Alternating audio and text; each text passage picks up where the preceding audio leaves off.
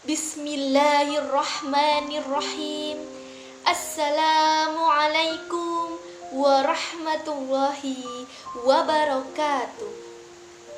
Alhamdulillahilladzi hadana lihada wa ma kunna linahtadiya laula an hadanallah.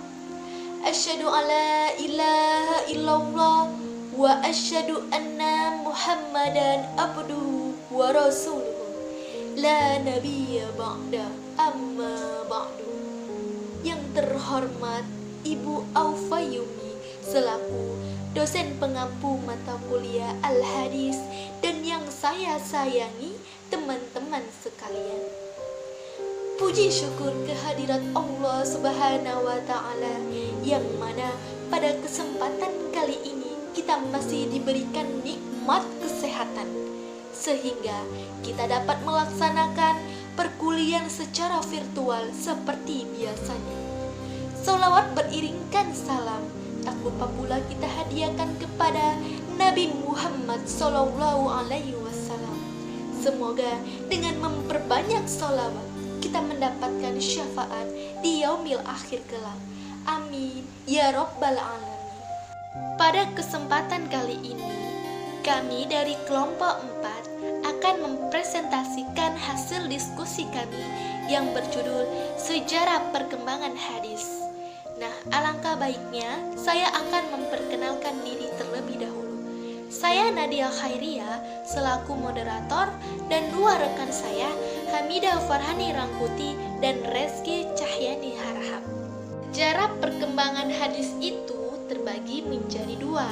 Yang pertama, sejarah perkembangan hadis prakodifikasi, dan yang kedua, sejarah hadis pada masa pengumpulan dan kodifikasi. Nah, kelompok kami akan membahas tentang sejarah perkembangan hadis prakodifikasi.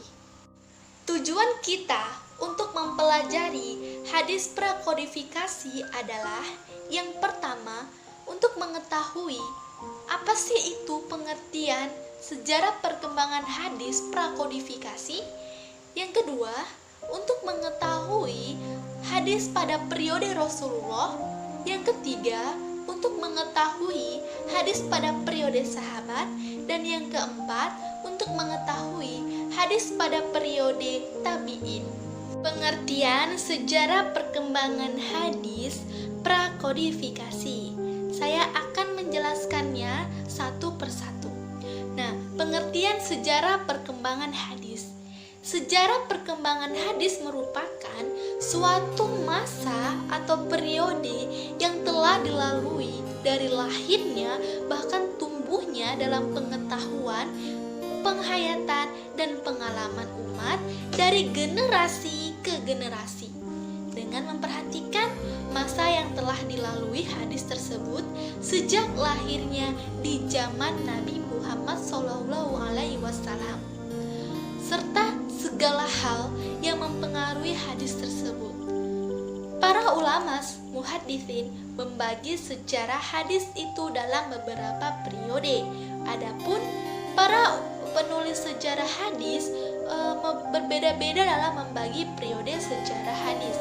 Ada yang membaginya menjadi 3 periode, 5 periode, dan bahkan sampai ke 7 periode. Nah, kelompok kami akan membahasnya menjadi 3 periode, yaitu perkembangan hadis periode Rasulullah, perkembangan hadis periode sahabat, dan perkembangan hadis periode tabi'in. Kemudian, pengertian prakodifikasi. Nah, kata pra itu menurut Kamus Besar Bahasa Indonesia artinya adalah sebelum. Bahkan kita sering mendengar kata-kata pra seperti prasejarah, berarti sebelum sejarah, seperti itu contohnya. Kemudian kodifikasi. Kodifikasi itu berasal dari bahasa Arab dengan istilah tadwin yang artinya pencatatan, penulisan, pembukuan. Sedangkan kodifikasi hadis itu sendiri merupakan suatu proses atau pencatatan buku hadis, pembukuan hadis Nabi Muhammad SAW. Jadi, prakodifikasi hadis adalah sebelum proses pencatatan atau pembukuan hadis Nabi Muhammad. Jadi di sini dapat kita simpulkan pengertian sejarah perkembangan hadis prakodifikasi artinya adalah masa atau periode yang telah dilalui sebelum proses pencatatan atau pembukuan hadis Nabi Muhammad SAW. Selanjutnya adalah sejarah hadis pada prakodifikasi pada periode Rasulullah. Nah, ketika Rasulullah masih hidup, hadis itu belum mendapatkan perhatian sepenuhnya sebagaimana seperti dengan Al-Quran. Sehingga sejarah perkembangan kodifikasi hadis ini jauh lebih lambat dibandingkan dengan sejarah kodifikasi Al-Quran. Karena Al-Quran pada masa Nabi itu sudah dicatat seluruhnya. Ya, walaupun masih dengan cara sederhana. Dan mulai dibukukan pada masa Abu Bakar dan disempurnakan oleh Utsman bin Affan. Sedangkan penulisan hadis itu pada masa Nabi itu secara umum dilarang. Loh, kenapa kok dilarang? Ya, karena untuk menghindarkan adanya kemungkinan sebagai sahabat, penulis wahyu memastikan hadis ke dalam lembaran-lembaran tulisan Al-Quran. Karena dianggap segala yang dikatakan Rasulullah adalah wahyu semuanya. Ya, walaupun para sahabat sangat memerlukan petunjuk-petunjuk dan bimbingan Nabi dalam menafsirkan dan melaksanakan ketentuan-ketentuan dalam Al-Quran. Namun, mereka belum membayangkan bahwa yang dapat mengancam generasi mendatang selama Al-Hadis belum diabadikan dalam tulisan. Metode pengajaran hadis oleh Rasulullah yaitu dengan cara berdakwah. Nah, dakwah itu berasal dari bahasa Arab, dakwah, yang artinya adalah ajakan. Jadi, dakwah adalah kegiatan yang bersifat menyeru, mengajak, menyampaikan, dan mengajarkan risalah Islamiyah kepada umatnya untuk beriman dan bertakwa kepada Allah Subhanahu wa Ta'ala. Nah, penyampaian risalah ini dilakukan secara bertahap sesuai dengan perkembangan wahyu yang diterima oleh beliau. Sebagai sumber hadis, Rasulullah itu menjadi figur atau sentral perhatian para sahabat. Seluruh tindak tanduknya menjadi sorotan bagi setiap masyarakat muslim. Segala aktivitas beliau seperti perkataan, perbuatan, dan keputusan beliau diingat dan disampaikan kepada sahabat lain yang tidak menyaksikannya. Karena itu, tidak semua sahabat hadir di majelis dan tidak seluruhnya selalu menemani beliau. Sehingga pengertian transfer informasi hadis yang disandarkan kepada Rasulullah sudahlah mulai muncul. Cara penyampaian hadis oleh Rasulullah. Cara penyampaian hadis oleh Rasulullah itu terbagi menjadi 3. Yang pertama, pengajaran secara verbal. Yang kedua, pengajaran hadis dengan metode tertulis. Dan yang ketiga, dengan cara demonstrasi praktis. Nah, saya akan menjelaskan tentang pengajaran secara verbal. Perhatian para sahabat terhadap hadis sangatlah tinggi, terutama di berbagai majelis tempat Nabi menyampaikan risalah Islamiyah secara verbal. Verbal itu maksudnya adalah secara lisan. Lisan melalui perkataan Nabi Muhammad SAW.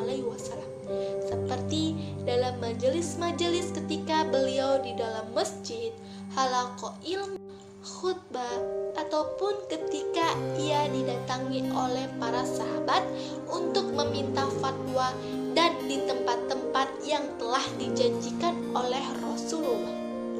Nah, para sahabat ada yang bergantian hadir di majelis beliau, seperti yang dilakukan oleh Umar bin Khattab.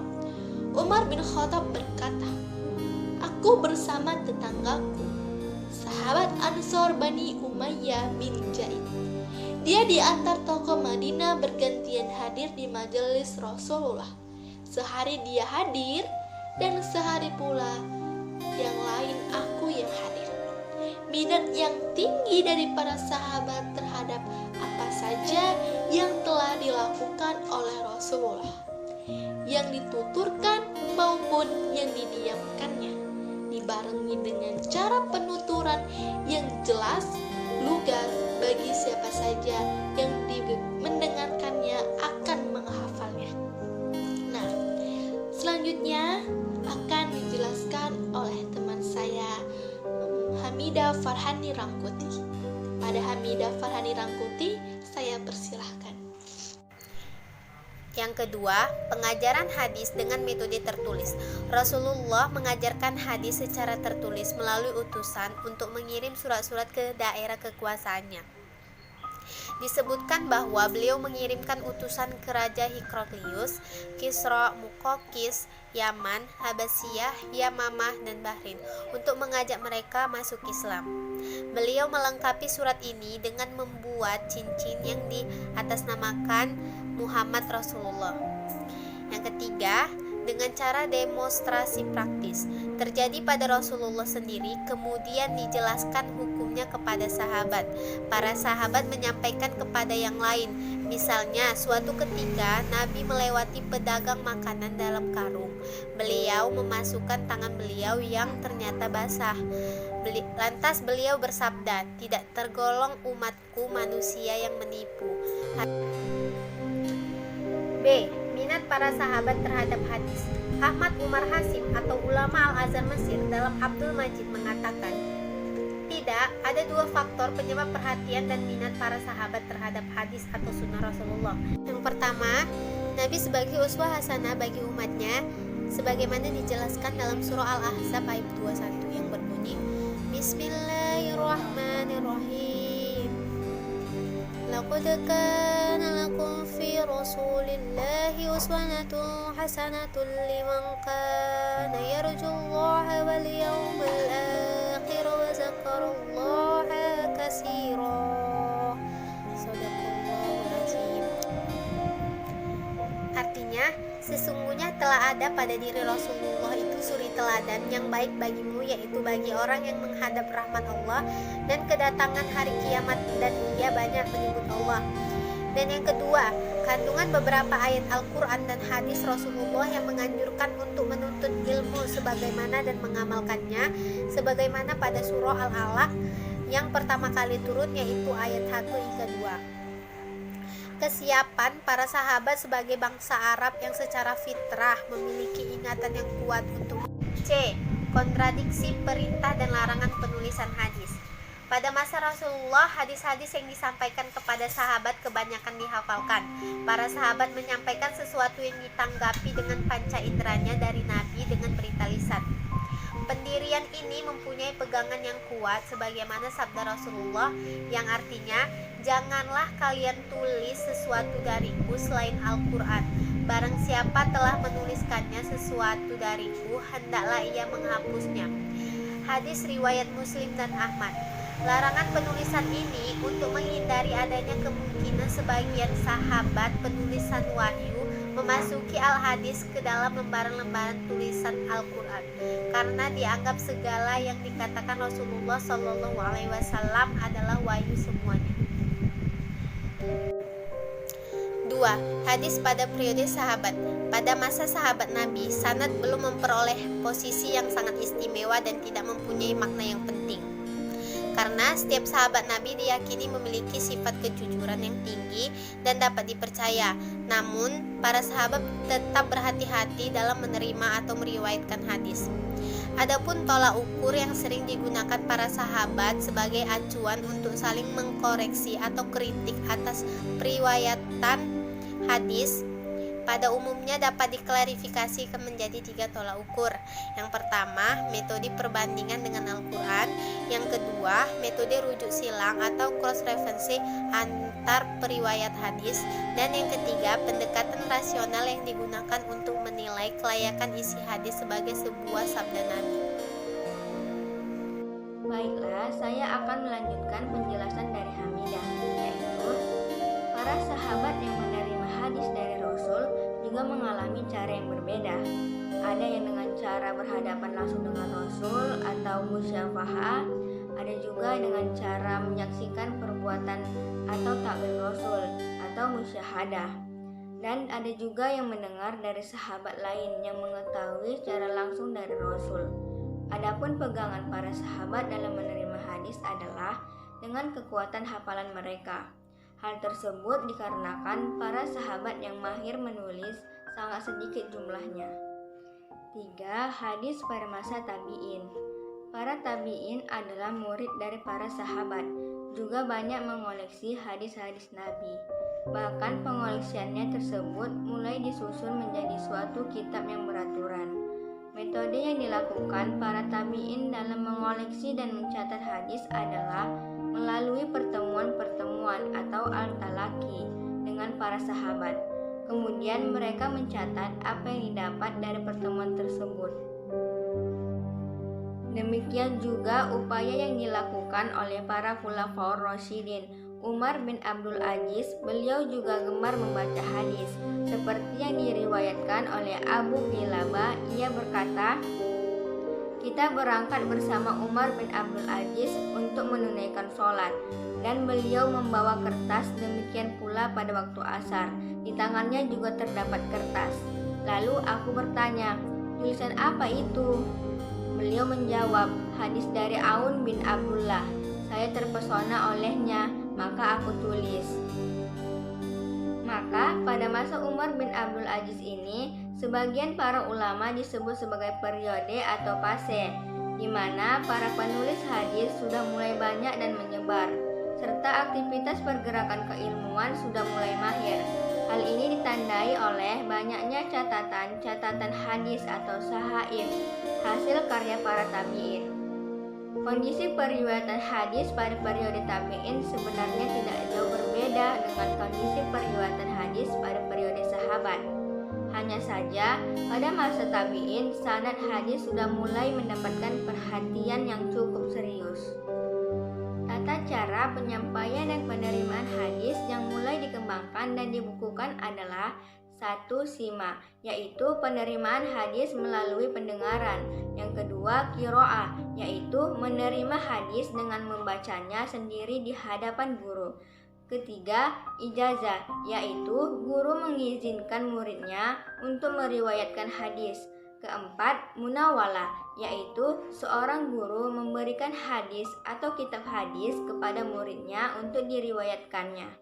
Yang kelima, kitabah, yaitu seorang guru menuliskan hadis-hadisnya untuk muridnya. Yang keenam, wasiah, yaitu mewasiatkan hadisnya kepada muridnya. Dan yang terakhir yaitu wijdah, penerimaan hadis melalui tulisan, catatan, maupun buku. Pembukuan tata cara periwayatan ini sangat erat kaitannya dengan upaya ulama untuk menyelamatkan hadis Nabi dari pemalsuan-pemalsuan hadis yang sedang berkembang. Akan tetapi, keaslian hadis sangat dimungkinkan tetap terjaga, karena bangsa Arab saat itu memiliki kekuatan hafalan yang sangat luar biasa, sehingga hal tersebut mudah bagi mereka untuk menghafal hadis-hadis Rasulullah.